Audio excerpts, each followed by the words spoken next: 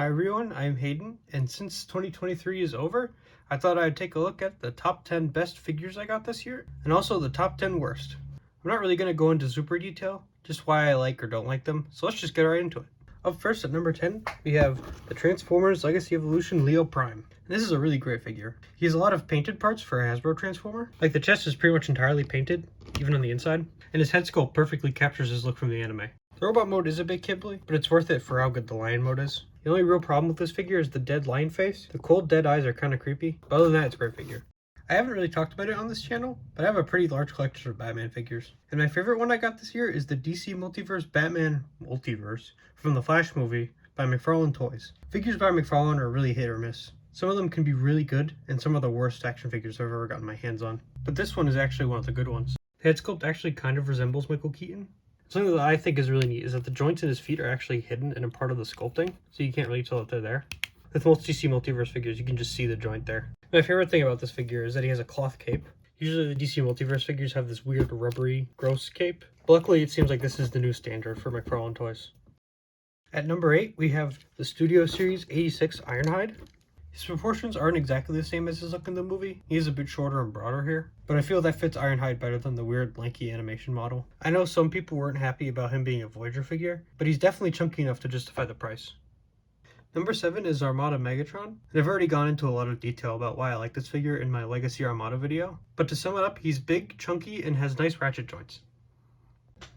Number 6 is the Transformers Studio Series Rise of the Beast Scourge. It took me a while to find this figure. Now that I have it, it's one of my favorite live-action movie figures. This design is actually very different from how he looks in the movie.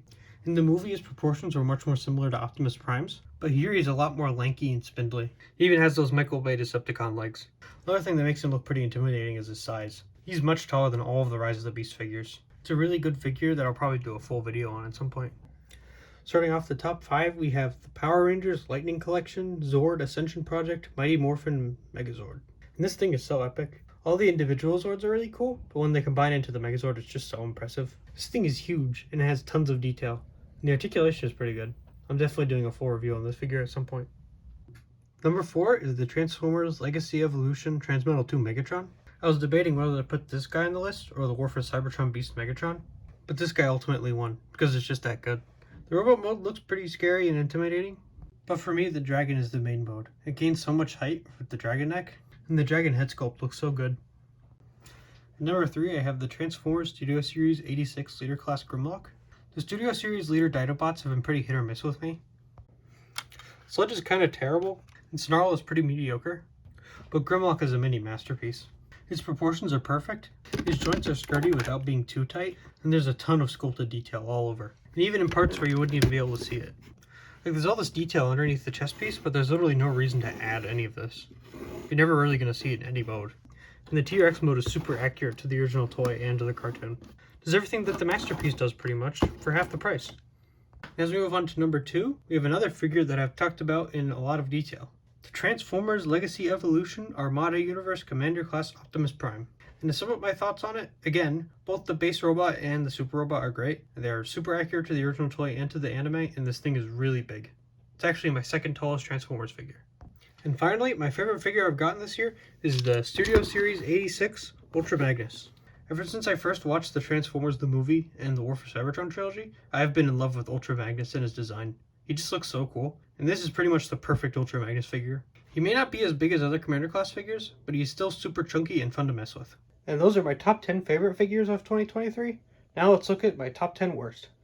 And to start off, at number 10, we have Studio Series Gamer Edition War for Cybertron Megatron. I was actually very excited for this figure to come out because the War for Cybertron Optimus was so good, and I really like his design from the game. For one thing, he's way too small.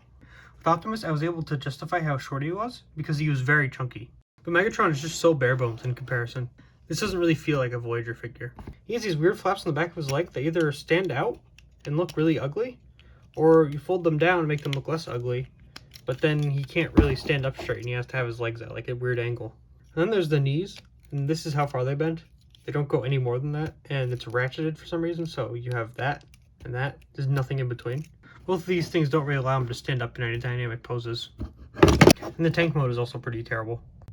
Number 9 is the Transformers 2006 Deluxe Optimus Prime. And you look at this figure and you think the robot mode looks alright. I mean, it's pretty proportional to G1 Optimus. Some pretty decent painting and sculpting. And there's really good light piping on the head. And you realize at the top of the figure's chest is just wobbly because of a stupid gimmick. If you push this black tab, it makes his whole top of his chest like spin around. I don't know why. When has Optimus ever done this? When I first got the figure, I didn't even realize you could lock it in. To lock it in, you actually have to pull the black tab out and then it locks. But the lock isn't very good because it's actually misaligned with the rest of the chest and it just makes it look bad and also still wibbles. And the truck mode is actually terrible. The legs are completely just still there, and what is going on with the front of it? The legs don't actually tab in, so they're just free to move around. Yeah, this thing kind of sucks.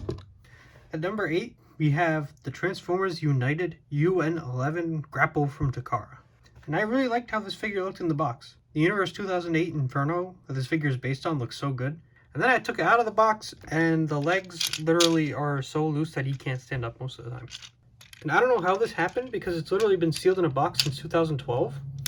Same thing with the crane piece. It's just so loose for like no reason. So getting him to actually just stand up normally is so hard to do. You actually have to like balance him out. Otherwise, you just fold over. Number 7, we have the Transformers G1 Retro Headmaster's Mind Wipe. This is the only Decepticon Headmaster that they had at Ollie's. And it's not that good. Start with the Bat mode sucks, and the Robot mode is even worse. The legs are super annoying. And the bat head is literally just on his back. And Vorlast's joints are so loose that they kind of just fall off sometimes. Number 6, we have Twitch from Transformers Earthspark. I've already talked in detail about my disappointment with this figure already, but pretty much, she has super loose joints, the transformation isn't fun, and the drone mode is super inaccurate to the show. Number 5, we have the Transformers Studio Series Core Class Rise of the Beasts RC. This is easily the worst Rise of the Beast figure I've gotten. She looks nothing like she does in the movie. The back cable doesn't plug in, and the transformation is super annoying due to how small and fiddly she is. And I also just don't really like this figure. Number 4, we have another failure from the Gamer Edition line. This is the Warfare Cybertron Cliffjumper / Bumblebee, because of the same figure, just different head sculpt. And at first glance it looks alright, but then you realize that he doesn't have an ankle pivot. But then while messing with it, you realize that there's a joint that leads it that way for some reason. And I have never been able to get this thing to transform. It's just too small. Feels like they put all their brainpower into making Optimus just to forget how to make good toys after that. And number 3, we have the Build-A-Figure from Transformers Earthspark, Mandroid. And it's just a bad action figure, but the reason it's so high is because I waited for all the Earthspark waves to come out. I'm excited to put him together, and he's just terrible. Number 2 is one of the most objectively bad Transformers figures ever, the Titanium Series Ultra Magnus. He has bad joints and a ton of assembly mistakes. And finally, at number 1, the worst figure I got this year is the Transformers Legacy Evolution Core Class Sludge. This thing has it all. Bad proportions, bad articulation, a really weak transformation, and an alt mode that's too small. This figure only really works as the bottom part of a bigger robot's body, but judging him as a standalone figure, he sucks. So that was my list of the top 10 best and worst figures I got in 2023. If you enjoyed the video, please leave a like and subscribe, and let me know your top 10s in the comments.